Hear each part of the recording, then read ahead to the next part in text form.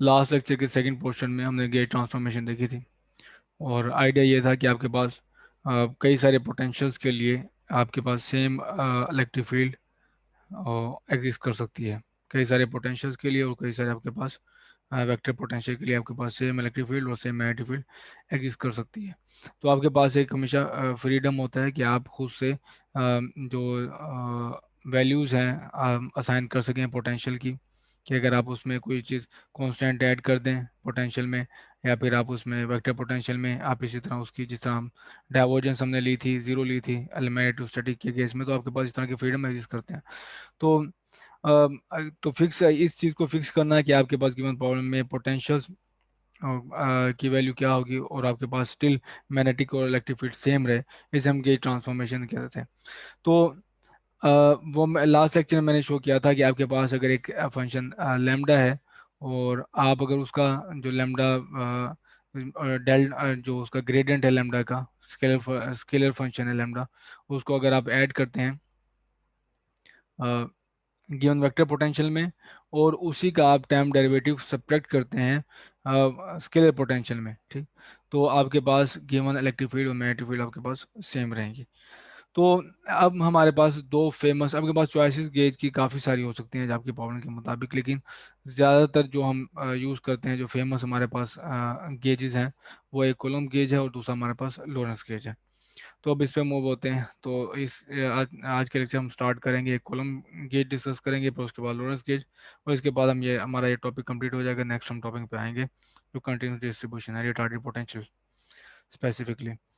तो column gauge magnetostatic में हम देख चुके थे कि आपके पास एक जो ऑप्शन है आपके पास ए की वैल्यू को फिक्स करने के लिए, वो ये है कि आप divergence of vector potential equal to zero ले लें, ठीक, स्टिल आपके पास मैग्नेटिक फील्ड सेम आएगी। तो ये हमारे पास जो फ्रीडम है, इस फ्रीडम अगर हम ये लेते हैं कि आपके पास प्रॉब्लम है वेक्टर पोटेंशियल की डाइवर्जेंस को जीरो करें, तो हम यूज़ करें ये है कूलम्ब गेज, ठीक।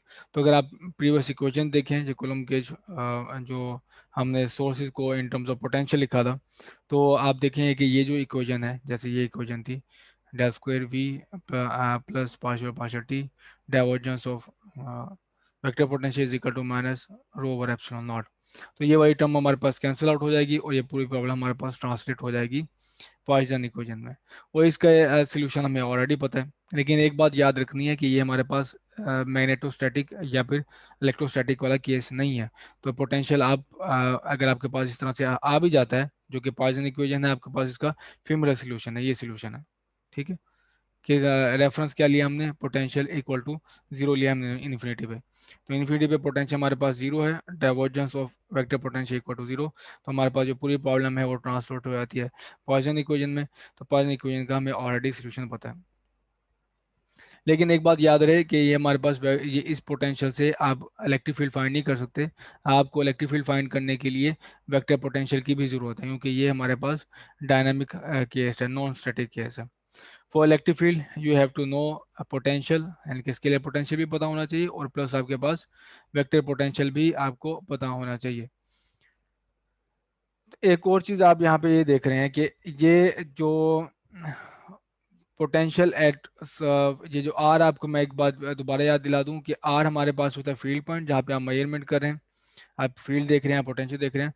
और आर प्राइम हमारे पास होता है सोर्स पॉइंट, जहाँ पे आपके पास वो जिस ऑब्जेक्ट की वजह से आप पोटेंशियल या इलेक्ट्रिक फील्ड मेजर करें वो पड़ा हुआ है, ठीक है, ये सोर्स है हमारे पास। तो यहाँ से आपको पता चल रहा है कि आप जैसे ही कोई सोर्स में रिफ्लेक्शन होती है, चेंज होता है, तो उसका इंस्टेंट जो रिफ्लेक्शन है, इंस्टेंट जो उसका चेंज है, वो आपको हर डिस्टेंस पे, हर जगह पे आप ऑब्जर्व करोगे।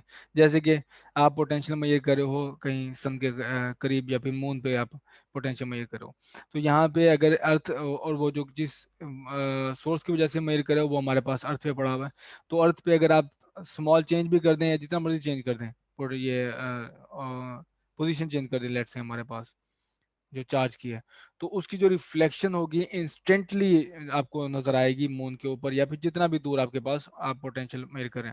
तो कोई ये जो इन्फॉर्मेशन या मैसेज या न्यूज जो वो ट्रेवल कर रही है, वो कोई डिले नहीं होगा हमारा उसमें, कोई डिले नहीं होगा। जैसे ही यहाँ पे आपके पास चेंज होती है डिस्ट्रीब्यूशन चेंज होती है, सोर्स चेंज होता है, तो आपका पता है पोटेंशियल भी चेंज होगा। तो वो जो चेंज इन पोटेंशियल है, पोटेंशियल न्यू पोटेंशियल है, वो इंस्टेंटली रिफ्लेक्ट होगा आपके पास फार डिस्टेंस पे, वो मून है या फिर आपके पास कहीं और गैलेक्सी का दूसरा कॉर्नर है। तो ये कॉलम गेज में हमारे पास एक चीज नजर आती है।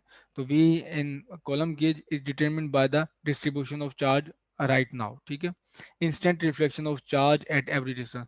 तो आपके पास जो मैं जैसे बताया कि जो भी चेंज होगा डिस्ट्रीब्यूशन में, उसकी रिफ्लेक्शन हर जगह पे इंस्टेंटली नजर आएगी, ठीक। तो ये आपको ये नजर आता है कि ये स्पेशल रिलेटिविटी को ये चीज चैलेंज करी है। लेकिन एक चीज याद रहे कि पोटेंशियल का जो इटसेल्फ स्टैंडअलोन पोटेंशियल से आप इलेक्ट्रिक फील्ड फाइंड आउट कर सकते हैं अगर आपके पास स्टैटिक केस है, इलेक्ट्रोस्टैटिक केस है।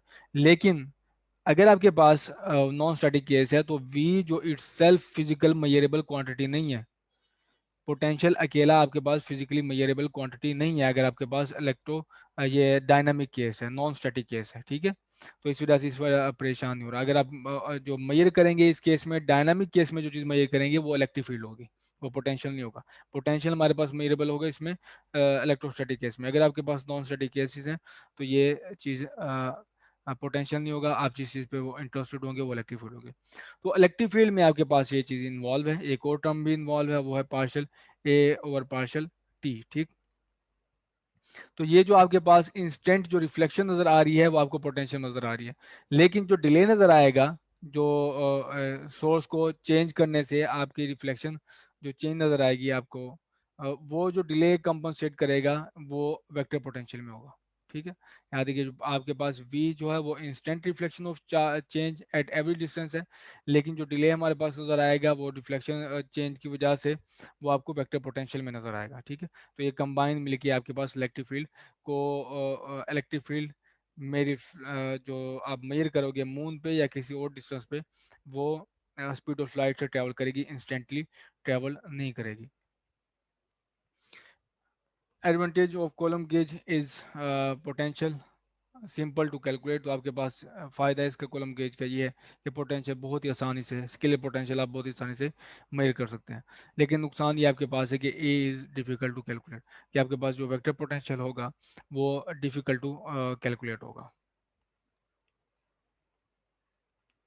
तो कॉलम गेज में जो हमारे पास जो पुट सोर्सेज की इक्वेशन है वो बन जाएगी ये del square a minus mu naught epsilon naught partial square a और partial t is equal to minus mu naught t j plus mu naught epsilon naught gradient of partial v और partial t, ठीक। तो ये हमारे पास है sources के column gauge में, ये हमारे पास इक्वेशन है जिसको हमने सॉल्व करना होता है।